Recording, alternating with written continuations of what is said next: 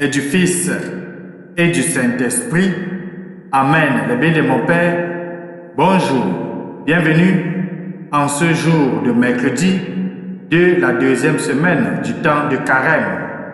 Deux textes bien de mon Père vont nous aider à prier ce matin et à rester en communion avec notre Seigneur, avec l'Éternel des armées.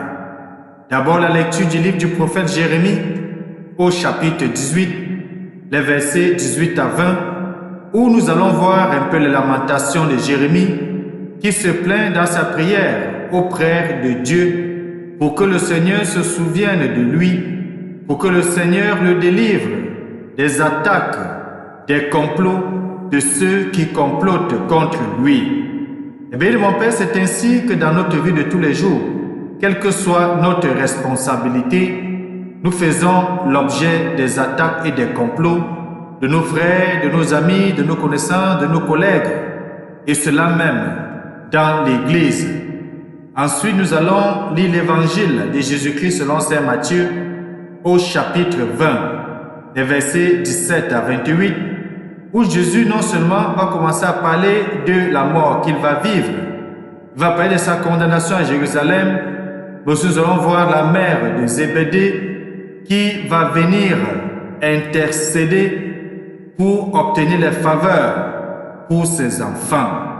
Eh bien, de mon Père, cela est un indicateur certain de savoir que nos parents, surtout nos mères, veulent ce qui est bien pour nous et nos mères sont capables d'obtenir les grâces pour nous. On peut bien comprendre pourquoi Marie obtient les grâces pour nous au ciel, parce que Marie est notre mère du ciel. Tournons nos sens à l'intérieur, apprêtons la Bible aux différents textes de méditation d'aujourd'hui.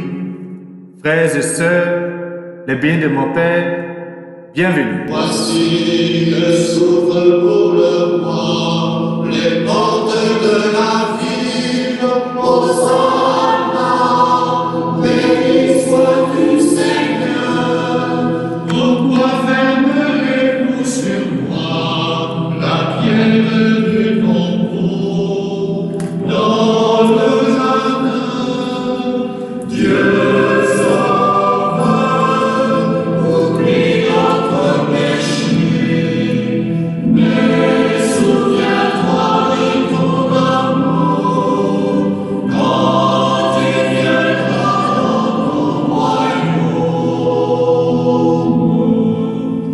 Tournons-nous vers le Seigneur qui vient nous sauver dans son royaume et prions.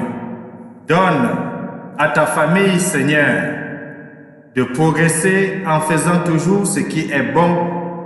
Assure-lui le nécessaire en cette vie pour la conduire au bien du royaume. Par Jésus-Christ, ton Fils bien-aimé, lui qui vit et règne avec toi dans l'unité du Saint-Esprit, Dieu maintenant et pour des siècles. Amen. Je vous invite, les biens de mon Père, chacun à ouvrir sa Bible au texte du prophète Jérémie au chapitre 18, de lire les versets 18 à 20. Après avoir lu cela, méditons ensemble avec le psaume 30.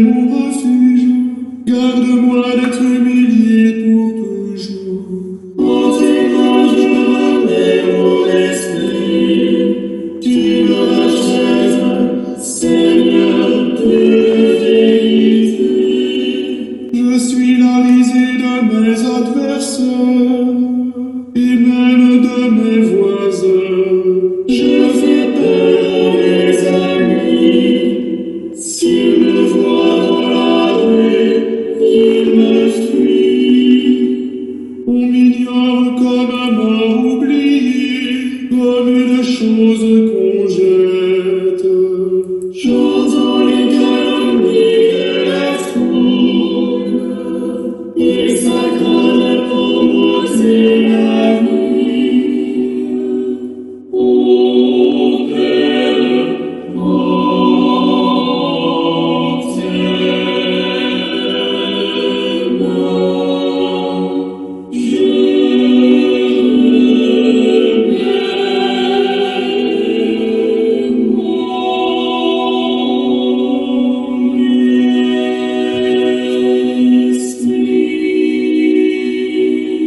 Évangile de Jésus-Christ selon Saint Matthieu, au chapitre 20, versets 17 à 28. En ce temps-là, Jésus monta à Jérusalem, prit à part les 12 disciples, et en chemin il leur dit, « Voici que nous montons à Jérusalem. Le Fils de l'homme sera livré aux grands prêtres et aux scribes.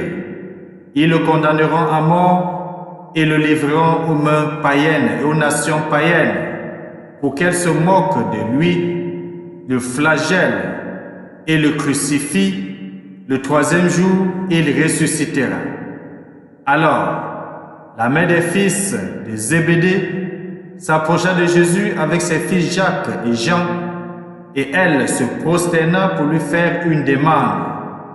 Jésus lui dit, « Que veux-tu » Elle répondit, « Ordonne que mes 2 fils que voici siègent l'un à ta droite et l'autre à ta gauche dans ton royaume. » Jésus répondit, « Vous ne savez pas ce que vous demandez. Pouvez-vous boire la coupe que je vais boire ?» Ils lui disent, « Nous le pouvons. » Il leur dit, « Ma coupe, vous la boirez. Quant à siéger à ma droite et à ma gauche, ce n'est pas à moi de l'accorder. Et à ceux pour qui cela est préparé par mon Père. » Les 10 autres qui avaient entendu s'indignèrent contre les 2 frères. Jésus les appela et dit, « Vous le savez, les chefs des nations les commandent à maître, et les grands font sentir leur pouvoir. Parmi vous, il ne devra pas en être ainsi. Celui qui veut devenir grand parmi vous sera votre serviteur, et celui qui veut être parmi vous le premier sera votre esclave. Ainsi, le Fils de l'homme n'est pas venu pour être servi, mais pour servir et donner sa vie en rançon pour la multitude. Acclamons la parole de Dieu. Louange à toi, Seigneur Jésus-Christ. Le Fils de l'homme est venu pour servir et donner sa vie en rançon pour la multitude. Les biens de mon Père, c'est ainsi que s'achève cet évangile que nous venons de proclamer, que vous avez certainement lu. Dans cet évangile, on voit bien comment Jésus de sa propre bouche annonce sa mort. Annonce que sa mort surviendra à Jérusalem, qu'il sera flagellé, sera crucifié, et que le troisième jour, il ressuscitera. Dans l'évangile de Jean déjà, il ne le dit pas aussi clairement, aussi limpide comme nous venons d'écouter. Dans l'évangile de Jean, il va annoncer tout simplement que détruisez ce temple et je le construirai en 3 jours.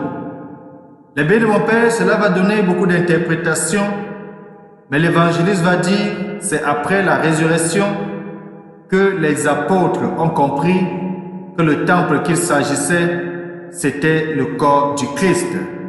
Les biens de mon Père, la croix est toujours présente dans le cœur de Jésus. La souffrance qu'il endure pour chacun de nous, pour toi, pour moi, est toujours présente en lui, présente devant sa face. C'est sa mission. Il le dit très clairement, il est venu donner sa vie en rançon. Il est venu te racheter. Il est venu me racheter. Il est venu verser son sang pour moi, pour toi. Il est venu verser son sang pour nos fautes, pour nos manquements et pour toute l'humanité. La croix de Jésus est le but d'ailleurs de sa vie. Elle sera un sacrifice libre au fait et pas seulement un martyr. Jésus le montre bien en annonçant avec précision à ses apôtres ce qui doit lui arriver. Il est vrai, Jésus ajoute qu'il ressuscitera le troisième jour, Mais on sent que Jésus est maintenant tout entier à sa passion qui approche. Et c'est aussi ça le sens de carême. C'est nous préparer, cheminer, monter progressivement avec le Christ pour mourir avec lui le vendredi saint, mais aussi pour ressusciter avec lui à la veillée pascale et de célébrer cette résurrection et de célébrer cette victoire sur la mort. En regard, les sentiments de Jacques, de Jean et de leurs mains apparaissent bien humaines. Ce besoin de gloire, ce besoin d'apparaître existe en chacun de nous. Notre moi reste toujours plus ou moins encombré par le désir de dominer. Et si nous voyons bien l'une des tentations de Jésus, lorsqu'il va aller au désert, lorsqu'il va sortir de son baptême, et que nous avons tous lu dans l'évangile de Luc au chapitre 4, versets 1 à 10, l'évangile du premier dimanche du temps de carême, nous voyons les tentations du Christ qui peuvent être résumées en 3 choses: l'orgueil, la convoitise et l'idolâtrie. En chacun de nous, il existe ce besoin de gloire qui peut rejoindre l'orgueil et qui peut surtout rejoindre aussi la convoitise. Mais notre Seigneur nous prévient, comme il prévient Jacques et Jean. Si nous voulons être avec lui dans sa gloire, il nous revient de boire d'abord sa coupe. C'est-à-dire, il nous revient à chacun, à chacune, de mourir en nous-mêmes, de faire la volonté du Père, de porter notre croix derrière Jésus, sans chercher à savoir quelle est notre place dans son royaume. La réaction des 10 autres disciples qui s'indignent est bien humaine elle aussi. Et Jésus, avec gravité, nous montre l'évangile et les appelle à un renversement de valeurs complet. Dans la communauté nouvelle pour laquelle Jésus va bientôt donner sa vie, le premier se fait dernier, à l'exemple de celui qui, de condition divine, s'est fait esclave jusqu'à la mort sur une croix. Jésus nous montre l'exemple dans notre communauté fraternelle, dans notre communauté chrétienne d'aujourd'hui. Celui qui veut être premier doit être au service, doit être esclave. Et Jésus le premier, lui qui a quitté sa condition humaine, s'est mis au service de l'humanité, s'est mis à notre service.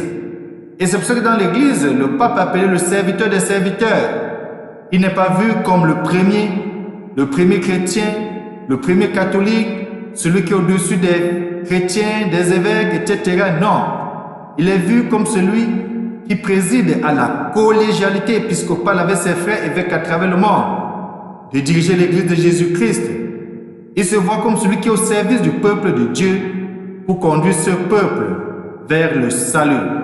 C'est pour cela qu'il est bon et encore meilleur que nous portons dans nos prières nos prêtres, nos évêques et que nous prions régulièrement pour le pape. Pensons-y au temps de carême.